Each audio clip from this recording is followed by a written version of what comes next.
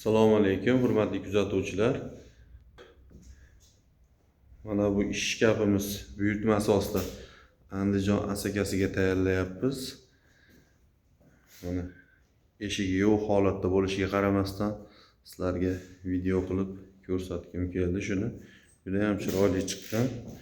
O'lchamlariga keladigan bo'lsak, 210 ga 210, o'rtasida polkalik, ikkita chekasida vishilka va g'aladonlari bilan buyurtma asosida tayyorlaganmiz. Buni mana chertyojini ham ko'rsanglar bo'ladi. Mana kuxunnisi mana. Kuxunnisi ham mana bu yerda zborkaga endi tayyorlaymiz, xudo xolasa. Xo'p. Bitgan holatini ham xudo xolasa video obzorini qilamiz.